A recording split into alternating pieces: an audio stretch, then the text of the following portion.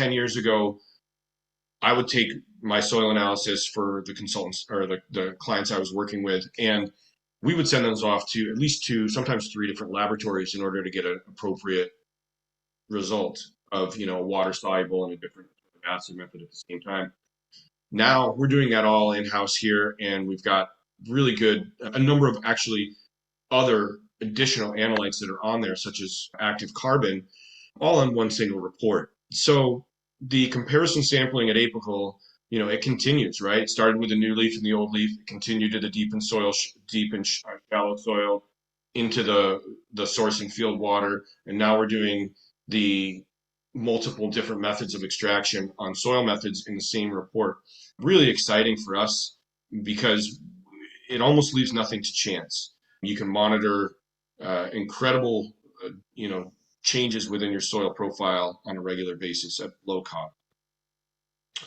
Okay, so these are the benefits that our customers are realizing currently that work with us on a day-to-day basis.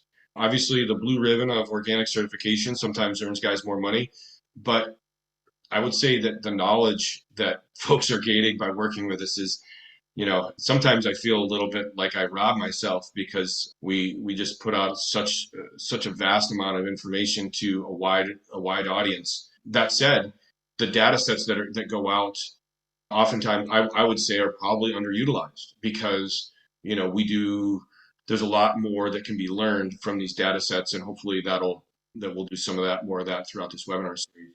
So the plant productivity, there's a few different case studies that we posted recently on our website, and we've got a whole lot more that we're going to be posting from both ourselves as well as some of our customers and the other agronomy firms that work with us. But ultimately, I mean, the plant productivity, we've seen, depending on where you're at, anywhere from a double the statewide average, triple the statewide average in a certain crop, go 30%, 40% year over year when all else is, kept the same. And the reason that is because we're taking a multitude of different techniques and utilizing them intelligently in coordination. And so you might be getting 5% from a silica product, and then another 5% from nutrient management, and then another 5% from a microbe, and then another 5% from some water irrigation management. And the next thing you know, before you know it, you've got 25 or 30% increase in plant productivity. Soil health, soil health is a huge topic right now, and a lot of people think of Apical as a plant lab, and rightfully so. But we've been studying soil analysis I've personally been studying soil analysis longer than I've been studying plant analysis. And the benefits that we've seen in soil health from a lot of our growers, are pretty astounding, right? So we've seen guys really hit, their Albrecht numbers. We've seen organic matter build, above 1% year over year. We've seen penetrometer readings change. We've seen microbial readings change, a whole host of other metrics ultimately that growers have found success with us.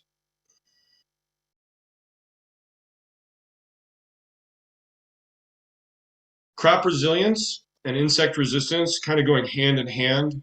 I know the topic of insect resistance is somewhat controversial, but I will say that, there's a lot of insect resistance that happens without us knowing it. First of all, if you look at the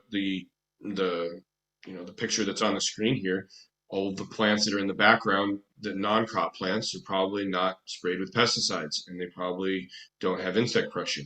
And so, this is one of the foundations of the 10 principles of nature, is that nature doesn't need herbicides, pesticides, fungicides, insecticides, etc. And it's only by our misunderstanding of nature that we require them. And so by starting, using that as our framework for our mind at a minimum, we can work our way backwards through the data, to get there. And so, I would also say that, even in growing crops, it's very rare that you'll see 100% of a crop getting eaten by an insect or disease, or if it has, it didn't start out that way. Oftentimes, the insects or disease start out in one particular area that's a bit more stressed than another. So, you know, what it ultimately leads to is this concept that nutrient stress influences abiotic susceptibility to stress, influences biotic predation potential. In other words, if your nutrient management is proper, you'll have very minimal stress influences from weather, wind, hail, etc. And you'll have a more resilient crop to those. And if you do that proper, then you'll have resilience against insects and disease. And so that three-step process we've seen is almost always supplemented and enhanced through soluble carbon. But the real thing to consider is how that cascade starts and unpacks, right?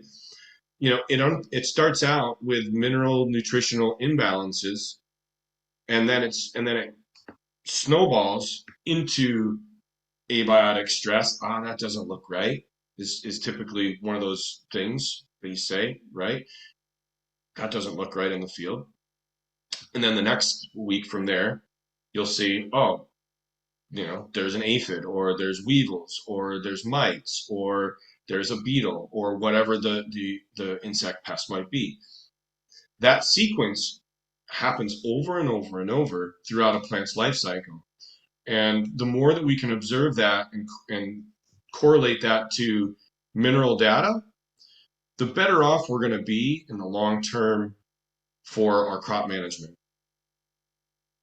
Okay, so prospectus for the future that we have really come to understand at Apical is that global trends such as consumer preferences, environmental stress, energy costs, global logistics are going to exponentially increase the need for regenerative and organic systems that are capable of integrating well with modern technology in the coming decade. So I would imagine a lot of you have seen or heard about, an agricultural drone or an agricultural robot or an artificial intelligence. I mean, it's all over the news these days. You can't go anywhere without hearing about a new one. As this sort of technology starts to snowball and accelerate, we want to make sure that we're building regenerative ethics into those platforms. Carbon is king. Thanks again very much, and look forward to seeing you all next week. Take care.